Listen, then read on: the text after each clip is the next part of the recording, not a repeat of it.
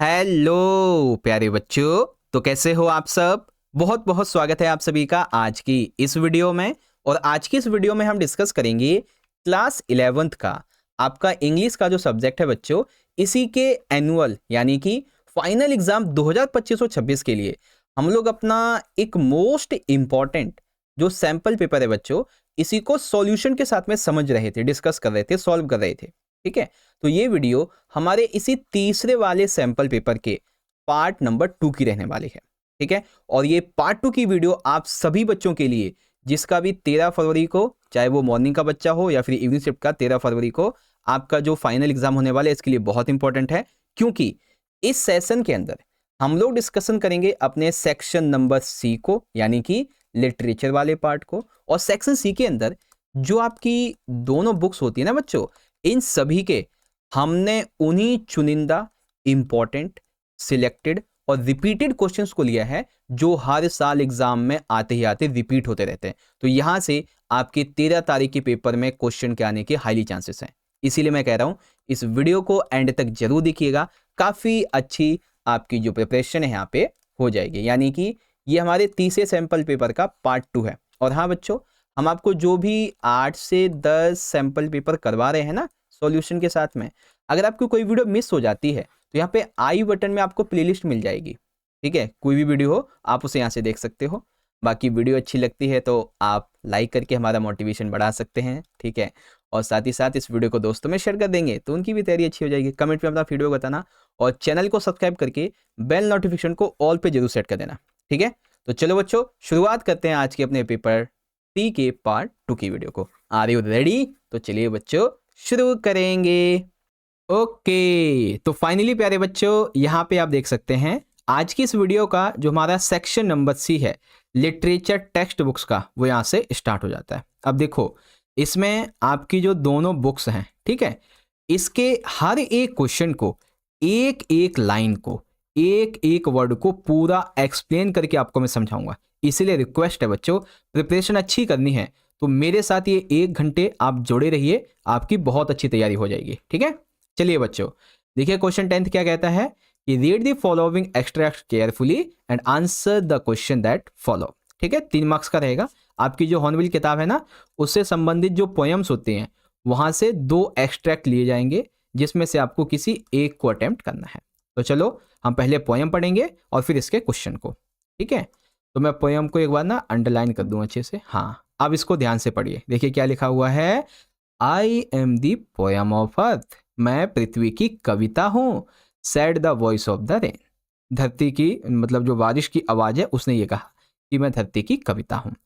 Eternal I rise impalpable out of the land and the bottomless sea, मैं शाश्वत हूँ, मेरा कोई अंत नहीं है, मैं भूमि और समुद्र से भी बाहर निकली हूँ।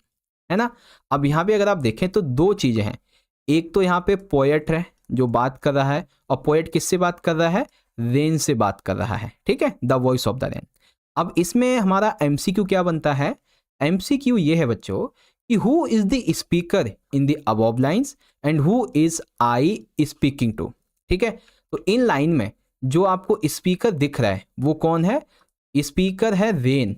ठीक है, स्पीकर है रेन, और बात कौन किससे कर रही है, पोएट से बात कर रही है रेन। ठीक है, क्या कह रही है कि मैं धरती की कविता हूँ, जो मैं हूँ अनंत हूँ, है ना, मैं सी से भी ऊपर हूँ, इस तरीके से। तो यहाँ पे रेन जो है वो बात कर रही है किससे, पोएट से बात कर रही है।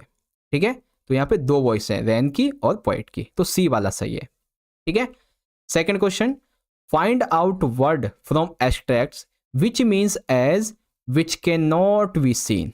एक वर्ड है बच्चों, ठीक है, मतलब एक लाइन का मतलब आपको बताना है कि विच कैन नॉट बी सीन, जिसे देखा नहीं जा सकता है, उसके लिए यहाँ पे कौन सा शब्द उपयोग किया गया है। तो देखो, सी मतलब समुद्र होता है, बॉटमलेस उसके ऊपरी सतह है, इटर्नल मतलब अनंत होता है, लेकिन ये जो होता है ना इम्पेलिबल, ये होता है कि जिसे देखा ना जा सके। ठीक है, तो ये होती है बच्चों, ए वाला ऑप्शन आपका सही हो जाएगा।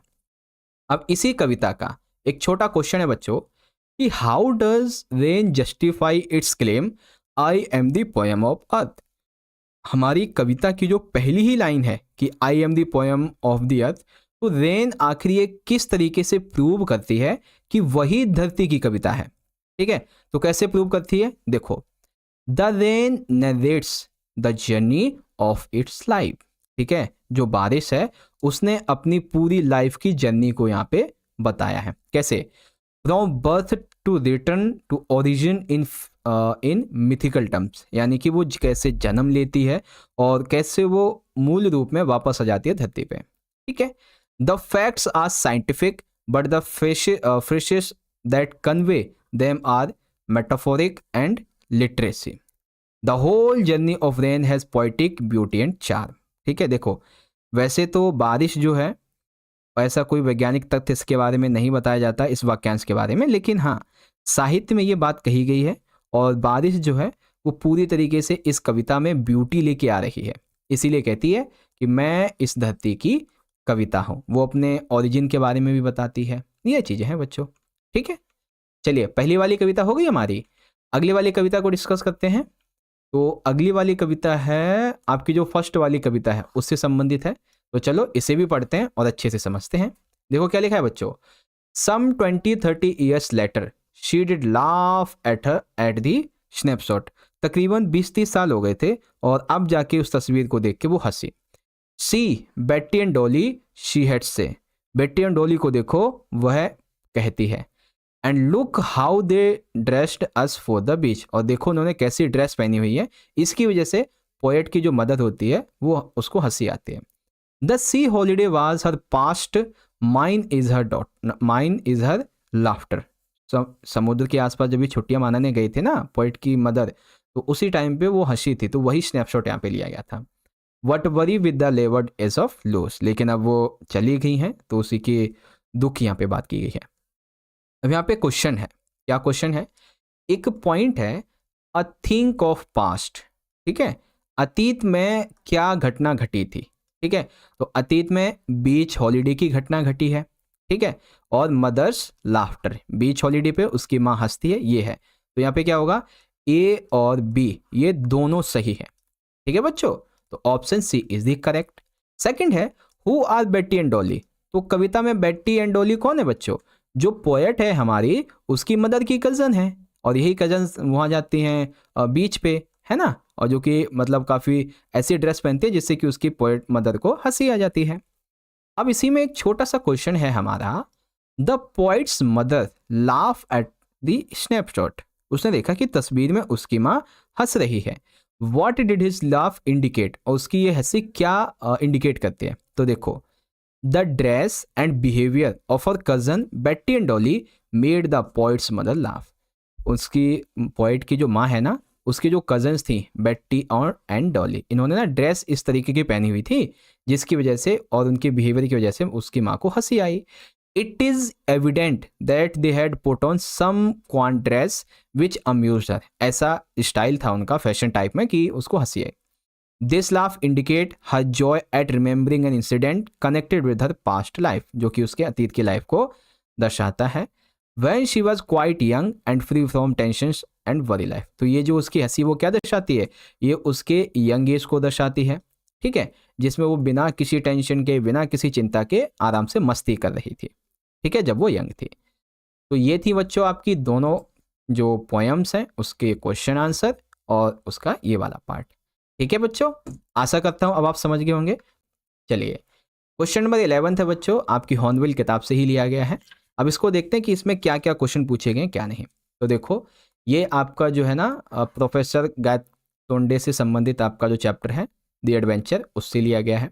अब आप चाहो तो इसे पढ़ लो, मैं सीधा सीधा आपको क्वेश्चन करवाऊंगा। ठीक है, चलो, क्वेश्चन हमारा ये है बच्चों कि जो प्रोफेसर गायतोंडे थे ये कहाँ से कहाँ ट्रेवल कर रहे थे। ठीक है, professor Gaitonde was travelling from, तो कहाँ से ट्रेवल कर रहे थे, पुणे से। और कहाँ जा रहे थे बच्चों, बॉम्बे जा रहे थे। ठीक है, Pune to Bombay. Second, why did professor go to town hall. अब जब वो बॉम्बे गए तो प्रोफेसर ये टाउन हॉल किस लिए गए। ठीक है, टाउन हॉल किस लिए गए थे बच्चों, to check facts from history books. जो पानीपत के बारे में इन्होंने 5 खंड लिखे थे ना इतिहास के, तो उसी में से जो 5वां खंड था उसमें थोड़ी कुछ घटनाओं में परिवर्तन आ गया था, इन्हें ऐसा लग रहा था, तो ये वही फैक्ट्स को चेक करने के लिए गए थे अपने उन खंड में, हिस्ट्री की बुक्स में, ठीक है। अब एक छोटा पॉइंट, और ये आपका वैसे 3 मार्क्स में भी आ सकता है, तो ध्यान से समझना। क्वेश्चन है, what did the professor do in the town hall library. तो टाउन हॉल लाइब्रेरी में प्रोफेसर क्या करने गया था भाई? तो सेम वही बात अभी जो मैंने आपको बताई है। The professor consulted the history books that he himself and written. कवि क्या नाम है, प्रोफेसर है गैतोंडे, वो अपने द्वारा लिखी हुई इतिहास की किताबों को पढ़ने के लिए गया था, ठीक है। There was no change in the events up to death of Aurangzeb. Aurangzeb की मौत तक उसने जो इतिहास लिखा था अपनी किताबों में, उसमें कोई चेंज नहीं था। लेकिन the change had occurred on the last volume. जो लास्ट वॉल्यूम था, 5th वॉल्यूम, उसमें चेंज था। क्या था? He read the description of the battle of Panipat. उसने पढ़ा था पानीपत के युद्ध के बारे में कि Abdali was defeated by Maratha army lead by Sadashivrao Bhau and his nephew विश्वशिराव, ठीक है। तो अब्दाली जो था उसे सदाशिवराव भाऊ ने और उसके नेप्यू ने हराया था। It established the supremacy of the Marathas, और यही मराठाओं की शान थी। They set up their science research centres, they accepted the help of English expert. उन्होंने साइंस रिसर्च के लिए सेंटर भी बनवाए और जो इंग्लिश एक्सपर्ट्स थे उनकी मदद भी ली, है ना। तो ये कुछ बातें उसमें लिखी थी, ठीक है। तो ये चीज़ें हैं बच्चों, ओके। तो हमारा ये वाला भी हो गया 11वां। चलिए आगे देख लेंगे। अब यहाँ पे आता है हमारा दूसरा वाला, और ये आपके उससे लिया गया है, the discovering truth saga continuous. तो चलो फटाफट से देख लेते हैं। पहला क्वेश्चन है, टू होम या फिर what the tourist had the tourist come to respect to. Simple सी बात है, टूरिस्ट जो थे बच्चों वो वहाँ पे किस लिए आए थे, ठीक है। वो किस लिए आए थे बच्चों? जो टुट की मम्मी थी, ठीक है, मम्मी ऑफ द टुट, उसको बेसिकली क्या बोलते हैं, वो आए थे, क्या बोलते हैं, सम्मान देने के लिए, ठीक है, ओके, सम्मान देने के लिए आए थे। अगला, what does the word murals depict in the passage. अब ये जो एक शब्द है बच्चों, मुरल्स, मुरल्स का मतलब होता है भित्ति चित्र, जो किसी पुरानी ऐतिहासिक चीज पे चित्र बने होते हैं। तो ये क्या थे बच्चों? Art work on the walls of the Tom. Tom का जो वॉल थे वहां पे जो आर्ट वर्क किया गया था, जो चित्र बने थे, कलाकृति थी, वो मुरल्स है, ठीक है। तो ये वाला हो गया। सबसे आखिरी, why was Tut's body buried along with gilded treasures. Tut का जो शरीर था वो सोने के खजाने के साथ में क्यों दफनाया गया था, ठीक है। तो ऐसा माना जाता था इन टुट्स टाइम, टुट के समय की ये बात है, the royals thought that they could take their riches to the after life. उनका मानना ये था कि जब इनकी मृत्यु हो जाती है तो ये अपने इस खजाने को अगले जन्म में यूज कर पाते हैं। तो Tut's body was also buried along with a lot of gold and things of everyday need. तो बहुत सारा खजाना लगाया, बहुत सारे खजाने के साथ दफनाया गया था, और कुछ डेली बेसिस के यूज की जो बर्तन टाइप में नहीं होते हैं वो भी इसके साथ दफनाए गए थे, ठीक है। तो इस तरीके से आपको इसका आंसर लिखना था बच्चों। तो ये हो गया हमारा यहाँ पे क्वेश्चन नंबर 11 पूरा, ठीक है। चलो अब यहाँ पे हम सेकंड वाली बुक के क्वेश्चन को देखेंगे। क्वेश्चन नंबर 12 है और ये रहेगा आपका 14 मार्क्स का। अब चाहो तो आप इसे यहाँ से पढ़ सकते हो। क्या नाम है, आपका जो सबसे पहला चैप्टर है ना, ये उसी से लिया गया, the summer of the beautiful white horse. सीधा क्वेश्चन पे आते हैं। क्वेश्चन हमारा है बच्चों, यहाँ पे दिया गया है कि what is the name of the farmer. जो फार्मर था बच्चों इस चैप्टर में, उसका क्या नाम था? जुराब नहीं, अंकल खोसरो नहीं, विलियम सारोए नहीं, वो तो लेखक है। जॉन वेरो, ठीक है, जॉन वेरो जो है वो एक फार्मर थे। Second, whom does my young friends refers to. ठीक है, यहाँ पे जो जॉन वेरो है वो अपने यंग फ्रेंड्स के बारे में क्या उपयोग करता है?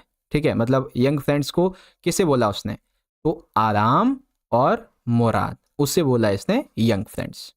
ठीक है, अब यहाँ पे 1 नंबर के ये 2 क्वेश्चन है हमारे। क्वेश्चन पहला है, who was uncle Khushbu, why he has considered the craziest member of his tribe. ठीक है, मतलब कि क्या बोलते हैं, जो अंकल खुशरो हैं वो थे कौन, और वो अपने कबीले के कुछ ऐसे सदस्य होते हैं ना कि जो थोड़े से हटके होते हैं, ये वैसे थे। तो ऐसा क्यों? क्योंकि देखो, uncle Khusro was a relative of आराम, वो आराम के रिश्तेदार कह लीजिए या फिर रिलेटिव कह लीजिए, है ना। ही वाज एन मैन, वो बहुत ही बड़े आदमी थे। He was short tempered and impatient by nature, वो चिड़चिड़े स्वभाव के थे और किसी भी चीज़ को लेके काफ़ी ज़्यादा चिंतित वाले थे। His standard response to all the problems was it's no harm, pay no attention to it.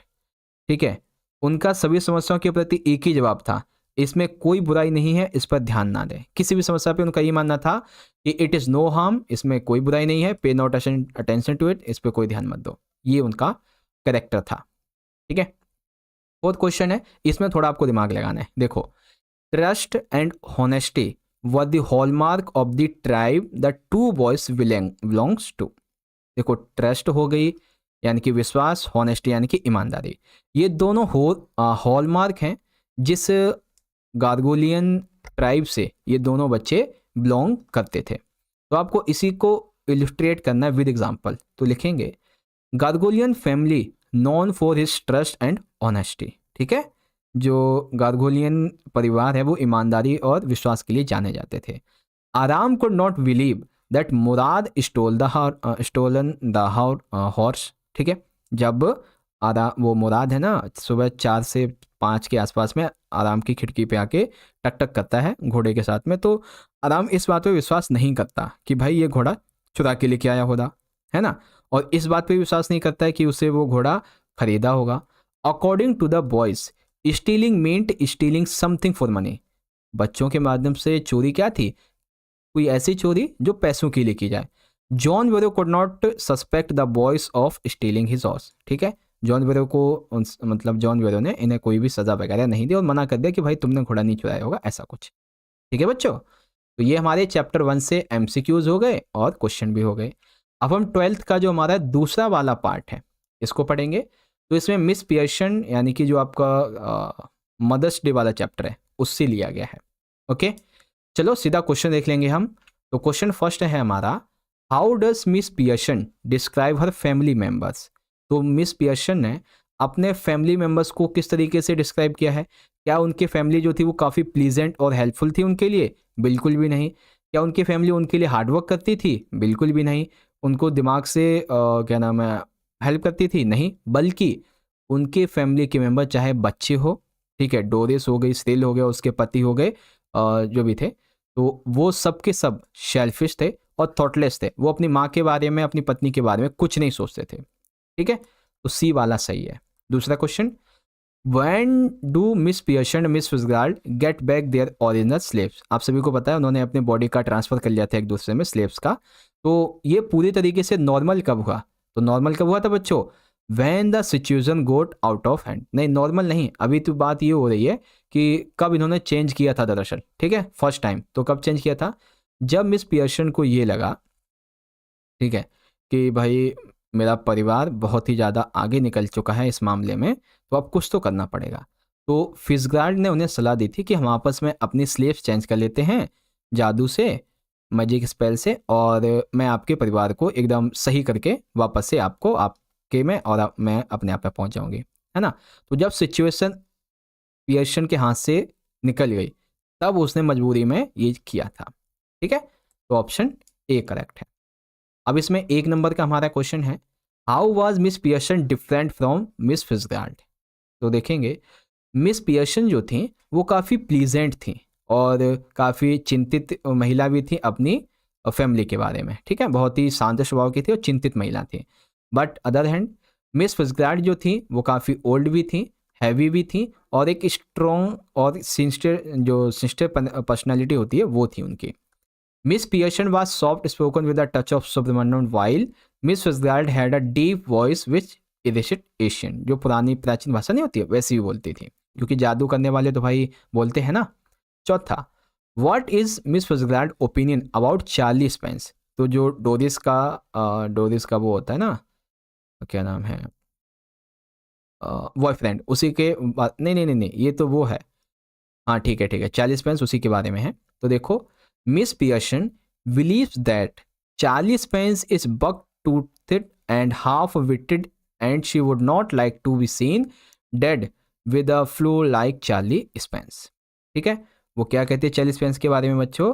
Charlie Spence के बारे में उसका कहना यह है कि चार्ली स्पेंस के दांत बहुत ही बड़े हैं, 40 मीन्स मूर्ख है, और ऐसे व्यक्ति हमेशा मृत अवस्था में पड़े रहते हैं, ऐसा कुछ कुछ है। ठीक है, तो बच्चों MCQ वाला जो पार्ट है अब वो हमारा यहाँ पे पूरा हो गया, और टोटल 21 मिनट के अंदर हमने सब कुछ समझ लिया, है ना। चलो अब हम लोग आगे बढ़ेंगे अपने क्वेश्चंस की तरफ। तो क्वेश्चन 13 कहता है कि answer any two out of the following question in 30 to 40 words. 3 number के 2 क्वेश्चन हैं। अब ध्यान से देखो, ये सारे क्वेश्चन पोएम वाले हैं और चैप्टर वाले हैं, एक एक करके सबको अच्छे से पढ़ेंगे। तो देखो बच्चों, यहाँ पे क्या कहा गया है, यहाँ पे कहा गया है पहला वाला, why is the poem named laburnum top, how does laburnum ensure security of nestlings. कविता का जो नाम है बच्चों लेवर्नियम टॉप, वो क्यों रखा गया है, और ये जो लेवर्नियम पेड़ है वो बच्चों के घोंसले जो होते हैं उसकी रक्षा कैसे करता है। तो 2 क्वेश्चन है बच्चों, आ जाओ दोनों को समझाऊंगा। देखो बच्चों क्या लिखा है, the poem has named the laburnum top because the top of laburnum tree has been described in detail in the poem. इस कविता में जो लेवर्नियम आपका ट्री है उसको ही पूरी तरीके से कविता में डिटेल्ड किया गया है। ठीक है, it is on the top of the laburnum tree that the nest of goldfinch is located. ठीक है, इसी लेवर्नियम ट्री के सबसे टॉप पे गोल्डफिंच का जो घर है, जो नेस्ट है, वो यहाँ पे बना हुआ है। And where all activity takes place when the goldfinch visit the nest. ठीक है, यहीं पे सारी एक्टिविटी होती है जब गोल्डफिंच अपने नेस्ट में आती है। अब दूसरा, कैसे सिक्योर करता है ये पेड़ इसके घोंसले की रक्षा को। तो देखो, according to popular belief the bark and seeds of laburnum tree are poisonous. एक विश्वास है, एक मत है, एक धारणा है कि भाई जो लेवर्नियम ट्री के छाल होते हैं, जो फल फूल होते हैं, वो पॉइजनस होते हैं, जहरीले होते हैं।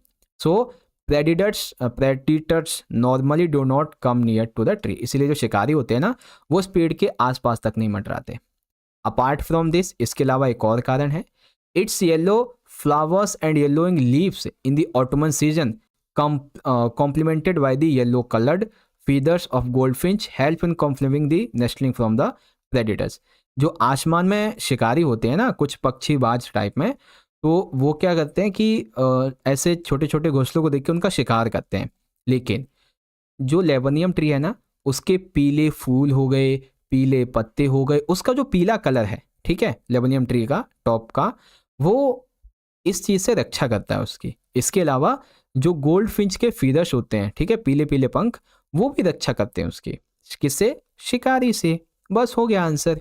ठीक है बच्चों, चलो अब इसी में सेकंड क्वेश्चन है, childhood is N essential state in the process of growing up but it can't go on for ever. Discuss. Simple सा, बचपन जो है ना, वो बड़ा एक व्यक्ति होने की प्रक्रिया में बहुत ही इंपॉर्टेंट रोल प्ले करता है, लेकिन ये बचपन हमेशा नहीं रहता है, तो इसी के बारे में लिखना है।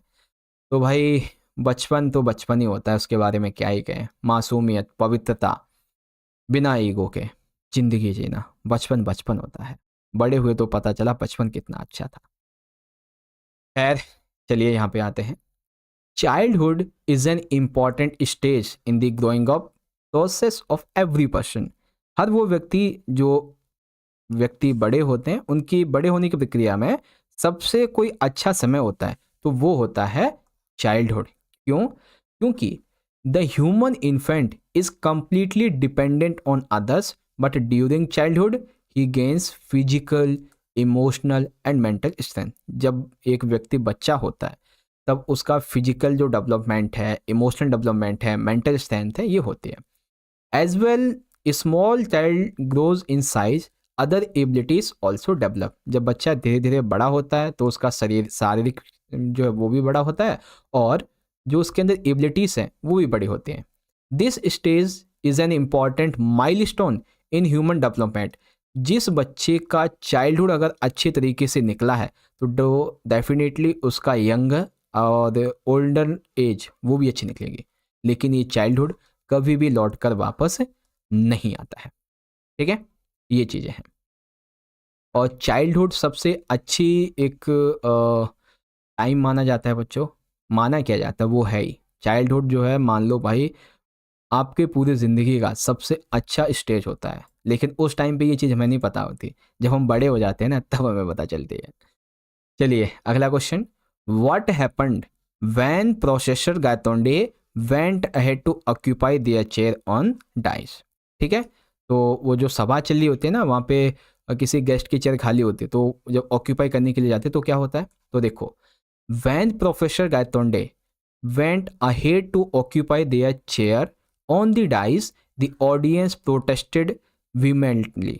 यानी कि जब प्रोफेसर गायतोंडे मंच पर जो कुर्सी थी खाली पड़ी थी उसको लेने के लिए आगे बढ़े बैठने के लिए, तो जो दर्शक थे उन्होंने उसका विरोध किया। Professor Gaitonde went to the mic to give his views. Professor Gaitonde ने माइक पकड़ा, ठीक है, और अपने व्यूज देने चाहे, लेकिन the audience was not in mood to listen. Audience Gaitonde को सुनने के मूड में नहीं थी। हाउएवर, इसके अलावा he keeped on talking and soon become a target for shower of tomatoes. लेकिन इसके बावजूद भी जब ऑडियंस सुनना नहीं चाहती, वो हाथ में माइक लेके उन्होंने अपना भाषण शुरू कर दिया, और इसी वजह से उनके ऊपर टमाटर फेंके जाने लगे, एग्स फेंके जाने लगे, अदर ऑब्जेक्ट्स जिसको जो मिलता वो उनके ऊपर फेंकता। Finally the audience rushed to throw him out bodily, but he was now here to be scene.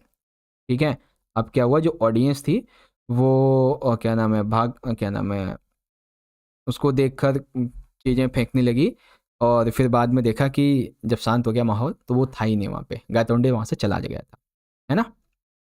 चलो अब एक आखिरी क्वेश्चन है, फिर हम अपने आगे क्वेश्चन देखेंगे। तो क्वेश्चन ये कि the narrator was fascinated by the huge mastiff, जो टिबेटन मास्टिफ थे, इसके बारे में। सिंपल सा कॉन्सेप्ट क्या बच्चों, कि जो लेखक है उसने विशाल तिब्बती जो मास्टिफ हैं, मास्टिफ, इनकी क्या विशेषताएं बताई हैं, या फिर उन मास्टिफ ने इसका मन कैसे मोह लिया है, कुछ ऐसा बताओ। ठीक है, चलो देखो इस तरीके से लिखेंगे। देखो, while crossing the nomad's dark tents pitch in remoteness, the narrator noticed that a huge black dog, a Tibetan mastiff, guarded most of the tents. ठीक है, वो जब जा रहे होते हैं माउंट कैलाश की तरफ, तो उन्हें इलाकों में ये दिखता है कि बहुत सारे खाना बदोश जो थे वो अंधेरे में तंबुओं के पार अपना आराम वगैरह कर रहे थे, और उन्होंने देखा कि वहाँ पे एक बहुत ही बड़े से काले कुत्ते, जिन्हें तिब्बतन मास्टिफ कहते थे, वो उन तंबुओं की रखवाली कर रहे थे। These monsters creatures would tilt their great big heads when someone moved towards them. ठीक है, दैट मीन्स कि जब भी कोई व्यक्ति उनकी ओर बढ़ता तो ये राक्षस जैसे बड़े सिर वाली जीव, समझ लो कि अब आफत आने वाली है ना। As they drew closer, these dogs would race straight towards them like a bullet from a gun.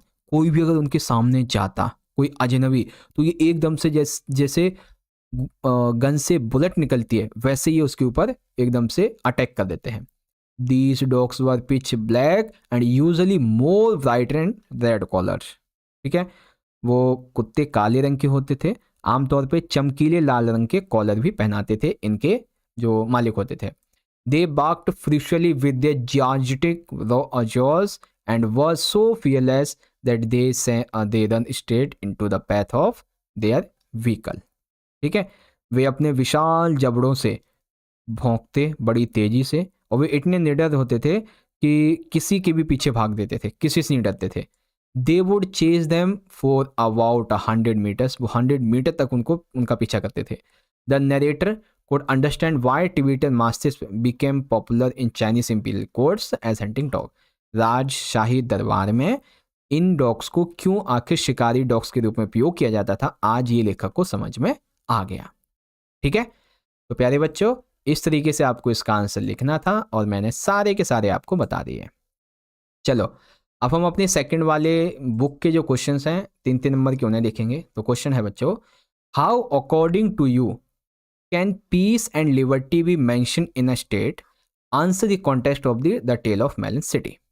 ठीक है, समझ गया मैंने क्या बोला? मैंने बोला कि आपके अनुसार किसी भी राज्य में जो पीस है, जो पीस यानी शांति, लिबर्टी यानी कि स्वतंत्रता, वो कैसे होनी चाहिए, इसके बारे में आप इस चैप्टर के हिसाब से बताइए, the tale of melon city के माध्यम से। तो बच्चों लिखेंगे, peace and freedom can be mention in a stay only when leases fire exist.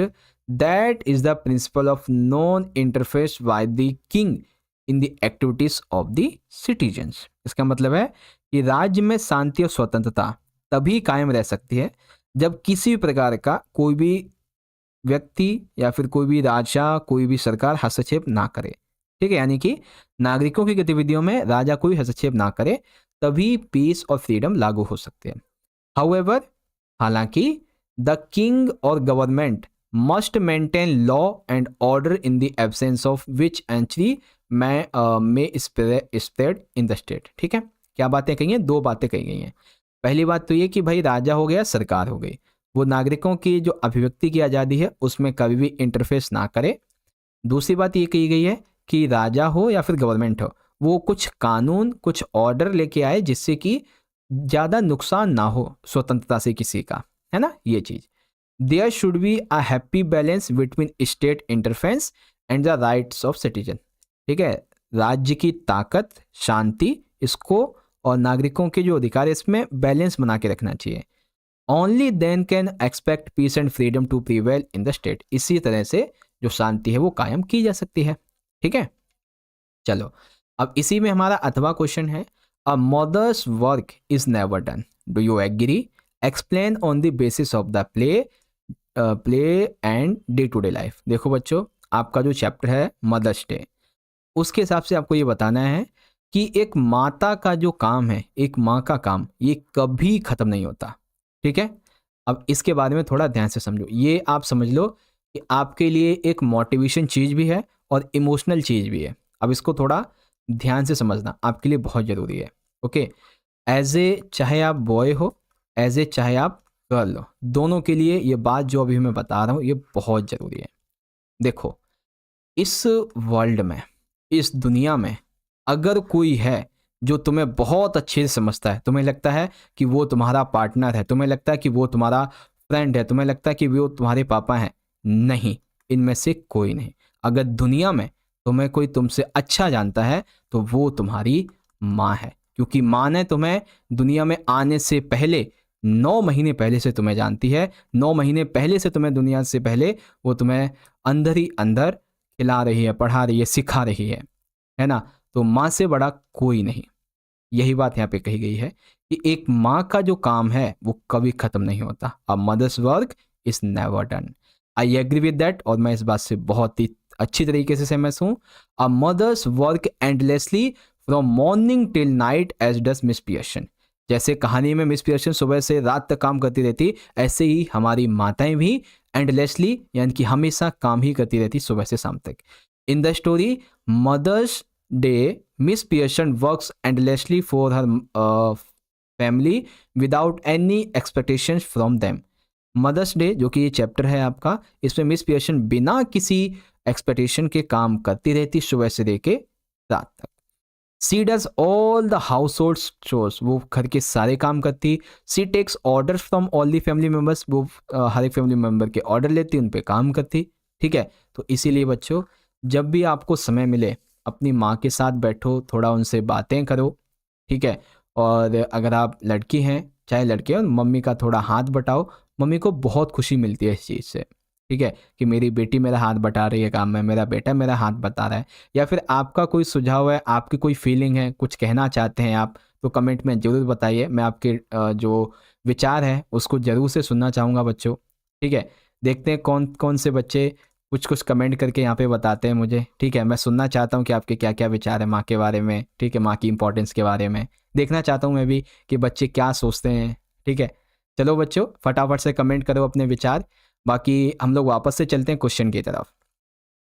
चलो, अब यहाँ पे हमारा आता है क्वेश्चन नंबर 15। इसमें हमारे 6 नंबर के 2 क्वेश्चन हैं जिसमें से आपको किसी एक का आंसर लिखना है। देखो बच्चों, क्वेश्चन क्या है पहला वाला कि why do you think professor Gaitonde decide never to preside over meetings again.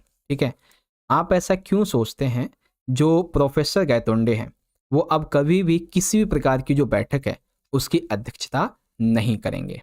तो ऐसा क्यों सोचते हैं हम, इसके पीछे कारण है। क्या कारण है? Professor Gaitonde had the experience of speaking at 99 meetings and faced the Pune audience as being most hostile. Professor Gaitonde को लगभग 999 बैठकों में बोलने का अनुभव था, लेकिन पुणे के दर्शकों का जब सामना हुआ तो उन्होंने उसके प्रति हॉस्टाइल यानी कि बहुत ही शत्रुतापूर्ण व्यवहार किया।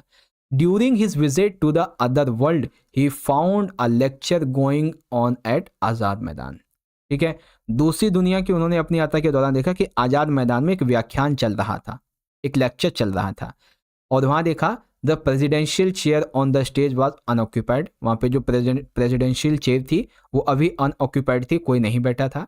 सो professor Gaitonde who believed in property and decorum in social and public life considered it to be scandalise and wanted to correct the wrong act. ठीक है, तो वो ये सोच रहे थे कि ये चेयर खाली ही पड़ी है, जो कि गलत बात है, हर एक में कोई ना कोई तो होना चाहिए। तो उन्होंने सोचा कि वो जाके वहाँ पे बैठें और कुछ ये जो बोल रहे हैं उसके बारे में मैं भी अपने विचार दूँ। He wanted to mic to express his views, और वो अपने विचार देना चाहते थे, बट अनफ्रेंडली जो ऑडियंस थी वो उनको सुनने के मूड में नहीं थी। They declared that they were sick of remarks from the chair of the vote of thanks of long introductions. ठीक है, उन लोगों का क्या कहना था? उन लोगों का ये कहना था कि ये जो प्रोफेसर गायतोंडे हैं वो क्या करते हैं कि कुछ टिप्पणियाँ देते हैं, धन्यवाद प्रस्ताव देते हैं, है ना, परिचय देते हैं लंबे लंबे, जिससे वो तंग आ चुके थे। ठीक है, जो ऑडियंस थी, the audience only wanted to listen the speaker, वो सिर्फ स्पीकर को सुनना चाहती थी। ठीक है, जो उस समय बोल रहा था। They had abolished the old custom long ago, यानी कि उन्होंने क्या किया था,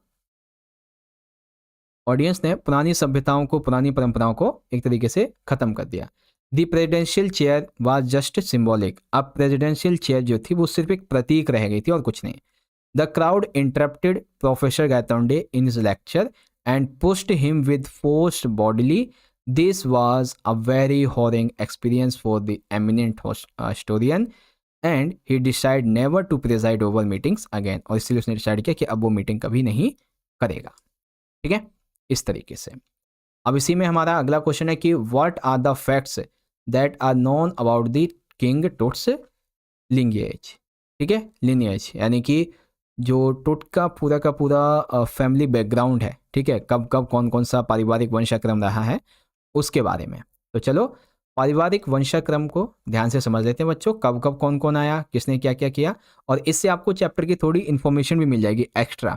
ठीक है, तो देखो अमेनहोटेप, ठीक है, अमेनहोटेप थर्ड टुट्स फादर और ग्रैंडफादर। अमेनहोटेप थर्ड जो थे वो टुट के पिता या फिर दादा थे। Was a powerful pharaoh who ruled for almost 4 decades at the height of 18th dynasty golden as.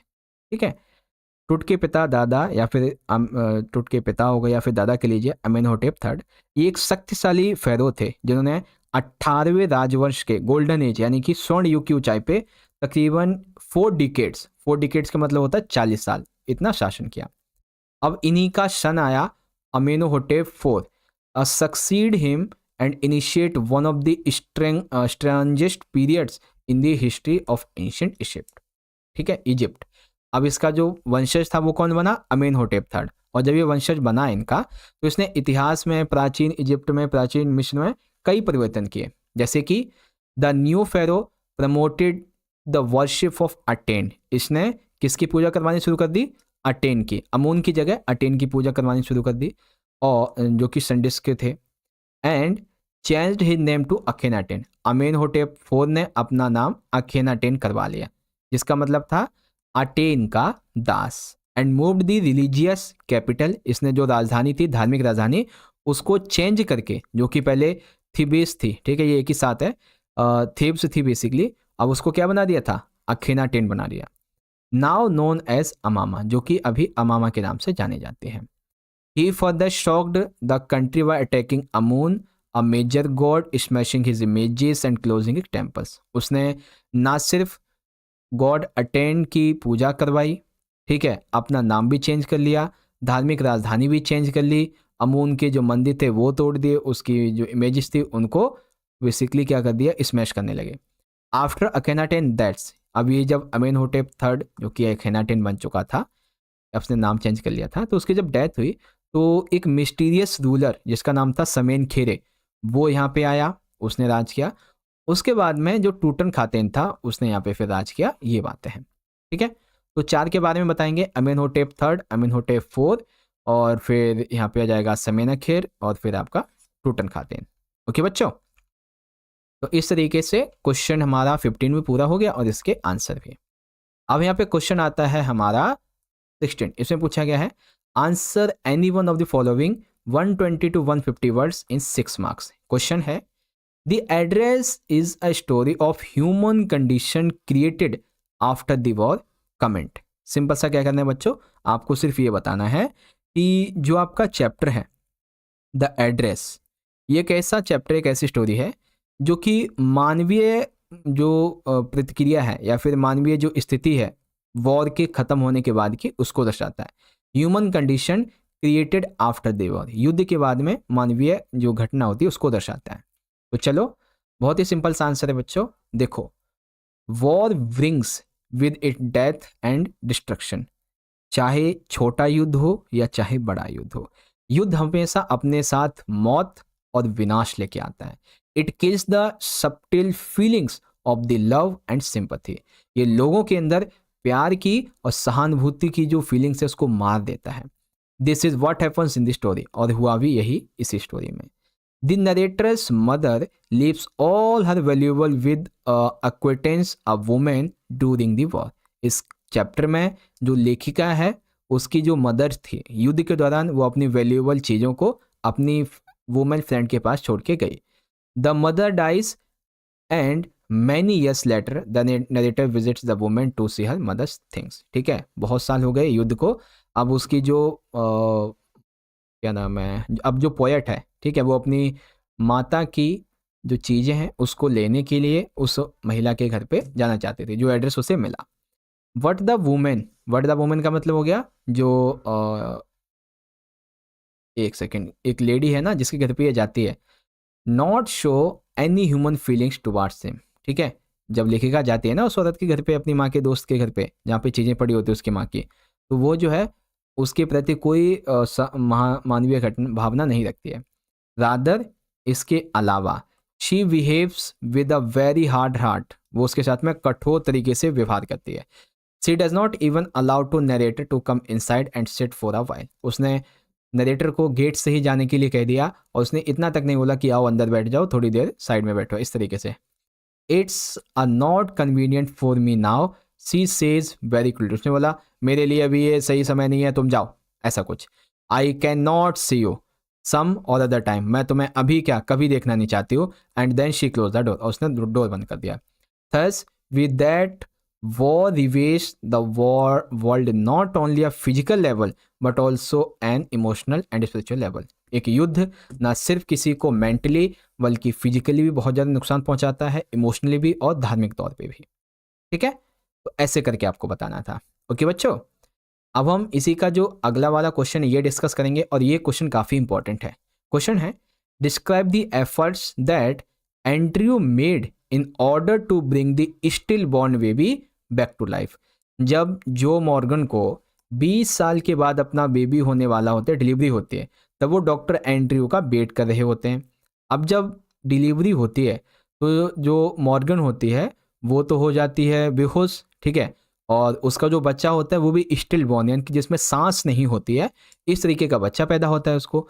तो अब जो है एंड्रयू क्या करता है, उसके लिए बहुत सारी कुछ तरीके अपनाता है जिससे कि उसके क्या बोलते हैं, वो स्टिल बॉर्न जो है उसमें सांस आ जाए, धड़कन उसकी चलने लगे। तो वही बताना है। तो चलो अब इस क्वेश्चन को थोड़ा ढंग से समझना, काफ़ी लॉन्ग क्वेश्चन का आंसर बनेगा ये, ध्यान से देखो। After pulling out the still born baby from under the bed, Andrew was able to guess why the baby had stopped breathing. ठीक है, समझिए मैंने क्या बोला। मैंने बोला कि जब मृत शिशु जो है उसको बेड से उसने उठाया तो उसने देखा कि शिशु की सांस आखिर रुक क्यों गई। द कॉज वाई, कॉज क्या था, एक्सिफिक्सिया। क्या था, asphyxia, which is a condition in which there is indicate or no exchange of oxygen and carbon dioxide depending on the ventilator due to suffocation or drowning। होता क्या है इस एफिक्सिया में, ये एक ऐसी स्थिति होती है जिसमें या तो बच्चे का दम घुट रहा हो या फिर डूबने के कारण वेंटिलेटर की वजह से इसमें ऑक्सीजन और कार्बन डाइऑक्साइड जो है वो आ जा ना रही हो, ऑक्सीजन ना इसको मिल पा रही हो। ठीक है, देयरफॉर इसीलिए Andrew realise that there was no point in attempting to receive the child with the help of conventional rescuation methods application in such cases। ठीक है, इसीलिए डॉक्टर को एंड्रयू को ये एहसास होगा कि ऐसे मामलों में जो पारंपरिक पुनर्जीवन की विधियां हैं वो बच्चे को पुनर्जीवित करने का प्रयास करने का कोई मतलब भी नहीं बचता है। इसीलिए so first all he laid the child on blanket and started special breathing method. इसीलिए अब उसने बच्चे को क्या किया, एक कंबल पे लेटाया। ठीक है, और जो होती है मेडिसिन लाइन में कुछ श्वास लाने की विधियां, तो वो विधियां इसने शुरू कर दी। क्या क्या विधियां शुरू की, तो ऐसे लिखेंगे। Thus she poured hot and cold water into 2 basins and kept pushing the child alternately into the water of both the basin for about half an hour। उसने दो वो ली है बेसिन्स लिए। ठीक है, एक में उसने कोल्ड वाटर रखा, एक में उसने हॉट वाटर रखा। ठीक है, अब उसने क्या किया, उसने तकरीबन आधे 1 घंटे तक एक बार उसको हॉट में रखता, एक बार उसको कोल्ड में रखता, एक बार हॉट में एक बार कोल्ड में, आधे घंटे तक किया गया। बट नो ब्रीथ, और अभी भी कोई भी सांस नहीं आ पाई। ठीक है, of the mouth and the feeling of disappointment and defeat settled in his mind, और उसने अपने दिमाग से पूरी तरीके से हार मान ली थी। Still she wanted to we make one more last attempt, और वो चाहता था कि बस अब एक आखिरी और यहाँ पे मैं अटेम्प्ट करना चाहूँगा। So this last time he rubbed the baby with a rough towel and then crushed its small chest with both her hands and released it and tried to breathe into that limp body। यानी कि आखिर में उसने क्या किया, बच्चे को एक ऐसी तौलिया होती है ना जिसमें थोड़ा सा खुरदा टाइप में होता है, तो उस तौलिए से उसके बदन को रगड़ा, खास करके उसकी छाती को। ठीक है, और फिर शरीर को सांस लेने की उसने कोशिश करते हुए देखा। And after that a miracle happened, और फिर हुआ एक जादू। A miracle happened, the baby's little chest took one more breath and then one more breath and Andrew was victorious as the baby was finally revived। आखिरकार उसके towel से रगड़ने की वजह से, छाती पे हुए प्रेशर की वजह से फाइनली एक जादू हुआ और बेबी ने पहली सांस ली, फिर दूसरी सांस ली, और धीरे धीरे उसने सांस लेना आम आदमी की तरह, आम बच्चे की तरह शुरू कर दिया। इस तरीके से उस डॉक्टर ने स्टिल बॉर्न बेबी को इस समस्या पे उसने विक्ट्री हासिल की। ठीक है, फाइनली बच्चा जो था वो अब रिवाइव्ड हो चुका था। ठीक है प्यारे बच्चों, तो इस तरीके से आपका ये कॉन्सेप्ट भी पूरा हो गया। ठीक है, अब यहाँ पे मैंने आपको जो भी क्वेश्चंस थे वो यहाँ पे अच्छे से समझा दिए हैं। प्यारे बच्चों, इससे पहले कि अगर आपने वीडियो देखी होगी तो उसमें भी मैंने आपको कुछ क्वेश्चन कराए हुए हैं, जैसे कि आप यहाँ पे देख लीजिए। चाइल्डहुड पोएम से संबंधित आपके क्वेश्चन हैं। The poet thing that had his lost childhood why, क्यों सोचता है वो चाइल्डहुड उसका खत्म हो गया, कुछ ऐसी बात है। और ये मैंने आपको पहले ही समझा रखी है। ठीक है, यहाँ पे आप देख सकते हैं। मैं आपको क्वेश्चन दिखा देता हूँ जो आपके लॉन्ग क्वेश्चंस होते हैं ना, जैसे कि 3 क्वेश्चन है। The poet's mother laughed at the snapshot, what this indicate. ठीक है, what was the turning point of the author's grandmother, the relationship, what was the central idea of जो विट विटमैन्स पोएम, इनकी जो पोएम है the voice of the rain, इसका central idea क्या है, और होर जो है इसकी स्थिति कैसी थी, कौन कौन सी डिफिकल्टी का सामना करना पड़ा है। ठीक है, डॉक्टर एंड्रू के बारे में, वो एक डॉक्टर भी है, एक ह्यूमन बीइंग भी उसके साथ में है, तो उसकी इमोशन कैसे यहाँ पे वर्णित किया गया है वो भी देख लीजिए। और एक डॉर्लिंग वाला पॉइंट था। उसके बाद ये describe the narrator's journey to mount Kailash with reference to the topographic variation encountered on the way. ठीक है, और ये वी आर नॉट अ टूटाई उससे था। तो सारे क्वेश्चन देख सकते हैं बच्चों, यहाँ पे मैंने लिखे हुए हैं, और अच्छे से आप चाहें तो इसको पढ़ भी सकते हैं, ऑलरेडी आपको मैंने समझा दिया है। ठीक है, फिर आपका ये वाला था कि बच्चों ने घोड़ा क्यों वापस कर दिया था, कोई क्या रीज़न था इसका, तो वो भी आप इजीली यहाँ से पढ़ सकते हैं। ठीक है, और फिर आखिर में What does the story highlights about the essence of true happiness and fulfillment? Dr. Andrew experience discuss with the reference of the story worth. ठीक है, तो कुछ वैल्यूएबल पॉइंट्स मैंने आपको बता रखे थे इसके बारे में, आप यहाँ से पढ़ सकते हो। ओके, तो इस तरह से प्यारे बच्चों आप सभी ने मेरे साथ मिलकर इस वीडियो के अंदर क्लास 11th के अपने इंग्लिश कोर के एनुअल यानी कि फाइनल एग्जाम के लिए जो हमारा तीसरा वाला सैंपल पेपर है, इसके पार्ट 2 का भी डिस्कशन यहाँ पे पूरा कर लिया है और पार्ट 2 के अंदर हमने सेक्शन सी अच्छे से समझ लिया है।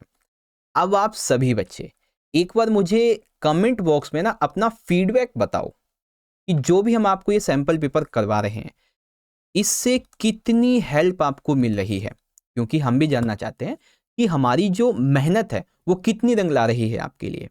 ठीक है, तो एक बार कमेंट करके बताओ, हमें अपना जो फीडबैक है जल्दी से बताओ। और जहाँ तक मुझे लगता है आपकी जो प्रिपरेशन है, आपकी जो प्रैक्टिस एग्जाम के लिए अच्छी चल रही होगी। बाकी 8 से 10 जो भी सैंपल पेपर हम आपको करवा रहे हैं उन सभी की एक प्लेलिस्ट मैंने यहाँ पे आई बटन में ऐड कर दी है। जितनी भी वीडियोस हैं, ऑल वीडियोस 15, 20, 25 जितनी भी हैं सारी यहाँ पे मिल जाएंगी, तो जाके देख लेना। ठीक है, तो चलो बच्चों मिलते हैं आपसे अगले सैंपल पेपर नंबर 4 की वीडियो के साथ। तब तक के लिए आप सभी पढ़ते रहिए, अपना ख्याल रखिएगा, एग्जाम की तैयारी करते रहिए। बहुत बहुत धन्यवाद। जय हिंद, जय भारत, वंदे मातरम।